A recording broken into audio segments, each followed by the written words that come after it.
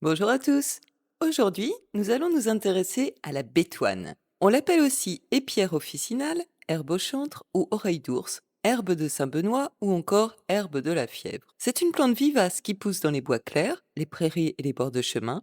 On la reconnaît facilement à ses épis floraux roses ou pourpres et à la dentelure très particulière de ses feuilles. On peut l'acclimater au jardin, c'est une plante décorative, élégante et facile à vivre. La bétoine est une plante médicinale et aromatique qui a été utilisée et même cultivée depuis des siècles pour ses nombreuses propriétés.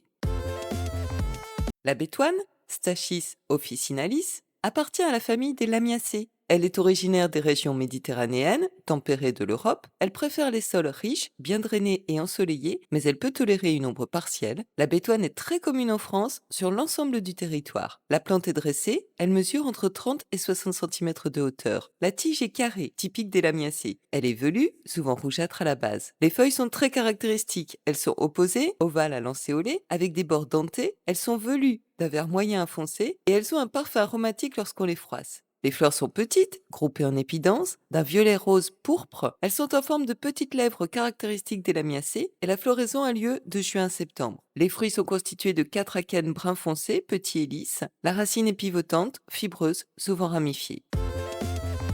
Dans l'Antiquité, les Grecs et les Romains utilisaient la bétoine pour traiter divers maux allant des affections respiratoires aux douleurs intestinales. Dans le traité De Herba Vetonica, Antonius Musa, médecin grec de l'empereur Auguste, déclare que la bétoine guérit 47 maladies. Au Moyen Âge, la bétoine était réputée pour calmer la gorge et apaiser les voix des chanteurs, d'où son surnom d'herbe au chantre, et la bétoine était aussi utilisée comme une protection contre la peste. Dans Medicina Britannica, un ouvrage écrit en 1666 par un médecin anglais, il est dit que la décoction de bétoine dans du lait guérit tous les maux de tête en 4 à 6 semaines. Les herboristes l'utilisaient donc contre les troubles nerveux, pour soigner les blessures et pour ses vertus calmantes et digestives. Par ailleurs, les feuilles de bétoine servaient de substitut de tabac à fumer ou à priser. On l'appelait le tabac des gardes, et la bétoine a d'ailleurs la réputation d'être la meilleure herbe à fumer. Le thé de bétoine était une panacée reconnue et largement utilisée dans la pharmacopée familiale populaire. Les anciens considéraient la bétoine comme une plante tonique générale, stimulante, apéritive, expectorante et vulnéraire. Elle avait aussi la capacité, en usage externe, de guérir les plaies purulentes et les ulcères variqueux.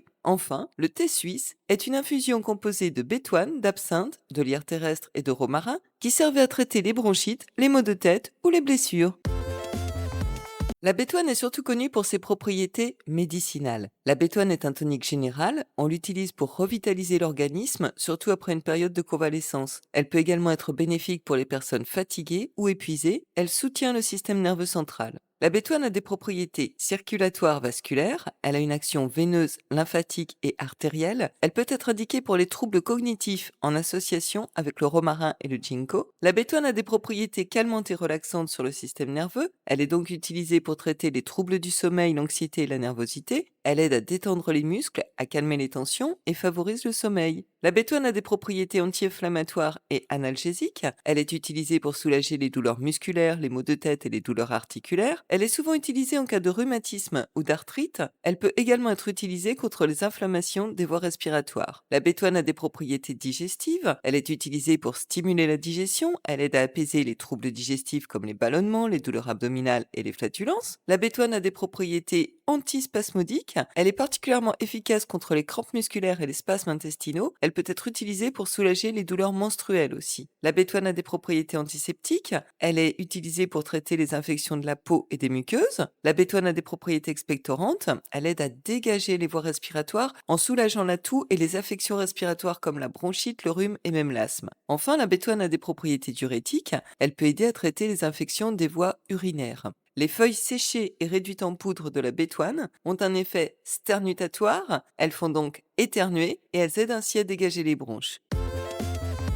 La bétoine a peu d'usage culinaire. Les feuilles de bétoine peuvent être utilisées fraîches ou séchées comme une herbe aromatique pour aromatiser certaines préparations culinaires comme les soupes, les sauces ou les salades. Ça va leur donner une saveur légèrement épicée et amère. Les jeunes pousses de bétoine peuvent être consommées crues en salade. Les feuilles et ou les fleurs de bétoine peuvent être utilisées pour faire des tisanes par contre. L'infusion de bétoine est consommée pour ses effets calmants et digestifs. En infusion froide, c'est une boisson rafraîchissante et aromatique. On peut faire des vins médicinaux à partir de bétoine séchée, pour soulager les règles irrégulières ou bien les maux de tête et la tension nerveuse.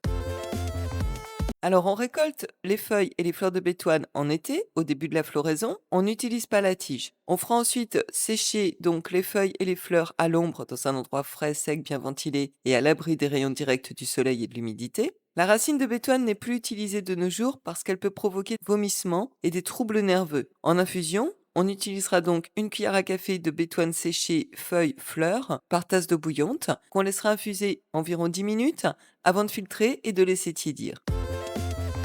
La bétoine est une plante mellifère dont les fleurs attirent énormément les abeilles. Cultivée au jardin, en plus de l'illuminer par sa beauté naturelle, la bétoine est censée former un bouclier invisible contre les forces du mal et protège la maison en empêchant les esprits malveillants d'y entrer. En teinture naturelle, la bétoine permet de teindre la laine en brun. En cosmétique, la bétoine est utilisée pour ses propriétés antiseptiques, adoucissantes, régénérantes et astringentes. La bétoine est vénérée depuis l'Antiquité pour ses pouvoirs protecteurs et purificateurs. Elle était considérée comme une plante sacrée aux vertus magiques. Elle est réputée pour éloigner les énergies négatives et protéger l'âme et le corps de ceux qui la portent. Placer de la bétoine sous son oreiller protégerait le dormeur des cauchemars ainsi que des esprits malfaisants et autres démons nocturnes.